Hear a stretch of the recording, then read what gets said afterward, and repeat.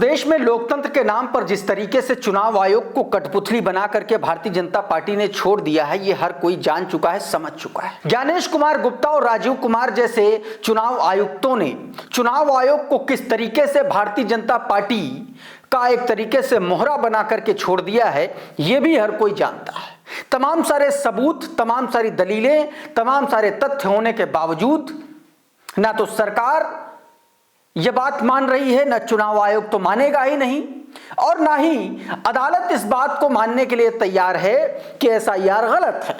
अदालत के अपने तर्क हैं, अदालत की अपनी मर्यादाएं हैं।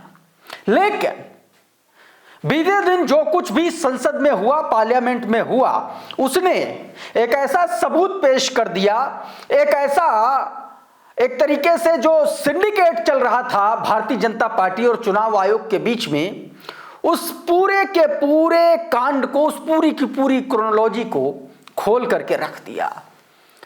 लेकिन इत्तेफाक यह रहा कि इस पूरे मामले को कोई समझ पाता उससे पहले कांग्रेस पार्टी के एक बड़े नेता ने इस पूरे मामले को खोल करके पटल पर रख दिया कि भाई साहब ये लीजिए, ये आपके सामने रखी हुई अमित शाह और ज्ञानेश कुमार गुप्ता के बीच की मिली भगत का पूरा चिट्ठा। अब जैसे ही ये कांड हुआ, उसके बाद में सारे के सारे पूरे के पूरे सदन में सन्नाटा। मैं बात दिग्विजय सिंह की कर रहा हूं। दिग्विजय सिंह ने बीते दिन राज्यसभा में कुछ ऐसा किया, कुछ ऐसा कहा, जिससे न सिर्फ भारतीय जनता पार्टी के गले में फंदा पड़ता हुआ नजर आ रहा, बल्कि चुनाव आयोग और ज्ञानेश कुमार गुप्ता भी फंसते हुए नजर आ रहे हैं। क्योंकि एक वार्तालाप का जिक्र किया गया था और वार्तालाप का जिक्र भरे सदन में किया गया था और बातचीत की थी, तर्क दिया था और इसका खुलासा किया था खुद नरेंद्र मोदी के नंबर 2 अमित शाह ने, गृह मंत्री अमित शाह ने चुनाव आयोग, चुनाव सुधार पर बातचीत करते हुए कुछ ऐसी बातें कह दी, कुछ ऐसी बातें बोल दी। उन बातों ने ही पूरा का पूरा मामला एक्सपोज कर दिया। दरअसल बीते दिन अमित शाह ने सदन में यह कह दिया कि उन्होंने खुद ज्ञानेश कुमार गुप्ता को, चुनाव आयोग को यह पूछा कि क्या इस तरीके की परिस्थितियां हैं क्या गड़बड़ी को लेकर के, तो चुनाव आयोग ने उनसे यह कहा कि नहीं, 2014 से अब तक कोई भी इस तरीके का कोई आपत्ति, कोई भी शिकायत नहीं आई है, कोई ऐसा केस नहीं है। बस यहीं पर यह पूरा का पूरा गेम पलट गया।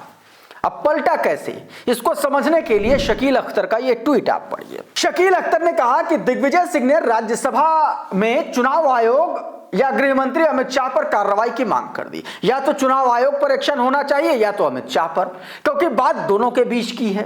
अब बात क्या हुई उसको भी कोट किया दिग्विजय सिंह ने। दिग्विजय सिंह ने कहा कि बीते दिन अमित शाह ने सदन में यह बात कही। उन्होंने कहा कि चुनाव आयोग का कहना है कि उसे 2014 से आज तक एक भी शिकायत नहीं मिली गड़बड़ी की।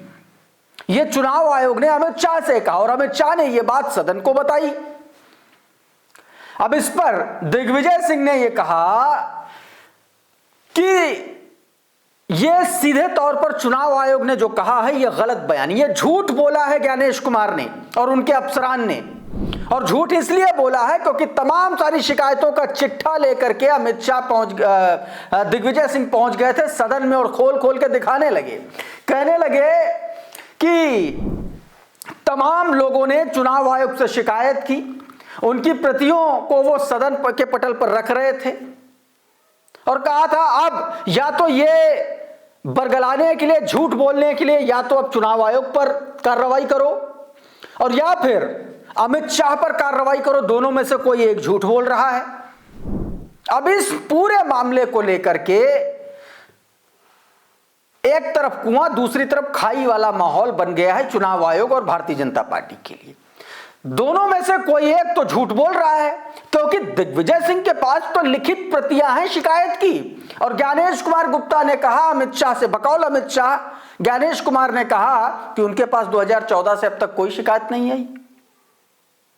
अब या तो ज्ञानेश कुमार अमित शाह को झूठ बोल रहे हैं जो अमित शाह सदन में कोट कर रहे हैं, और या फिर अमित शाह पूरे सदन से झूठ बोल रहे हैं कि ज्ञानेश कुमार ने उनसे ऐसा कहा। इसी पूरे मामले को लेकर के अब ये गेम फंस गया है। दोस्तों ये तो बात हुई ज्ञानेश कुमार की। राजीव कुमार भी फंस गए। राजीव कुमार के खिलाफ दोस्तों 22,000 पन्नों के सबूत पेश किए हैं। 22,000 पन्नों के सबूत एसआईटी ने चार्जशीट दाखिल किए वोट चोरी और वोट बेईमानी की। पूरा मामला क्या है, ये टीसीएन का जरा खबर पढ़िए। बताया जा रहा है कि आलन सीट, ये वही सीट है जिसका खुलासा दोस्तों राहुल गांधी ने प्रेस कॉन्फ्रेंस करके किया था वोट चोरी के सबूत देते हुए, और चुनाव आयोग नहीं माना था। तब ज्ञानेश कुमार गुप्ता ये कह रहे थे कि माताओं बहनों के फोटो और सीसीटीवी कोई इस तरीके से जाहिर करता है क्या, इस तरीके से लयबद्ध तरीके से बोले थे। और अब वही ज्ञानेश कुमार फंस रहे, वही फंस गए।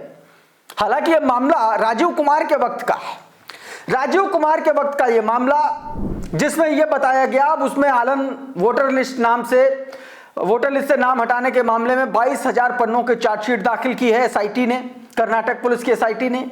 और इसमें भारतीय जनता पार्टी के पूर्व विधायक और उनके बेटे अभियुक्त नंबर 1 और अभियुक्त नंबर 2 हैं। इसमें आगे बताया गया पूर्व विधायक सुभाष गुट्टेदार और उनके बेटे जिला पंचायत सदस्य हर्षानंद गुट्टेदार और इसके अलावा 5 और लोगों ने मिलकर के ये पूरा का पूरा वोट चोरी का, वोट कटौती का षड्यंत्र रचा।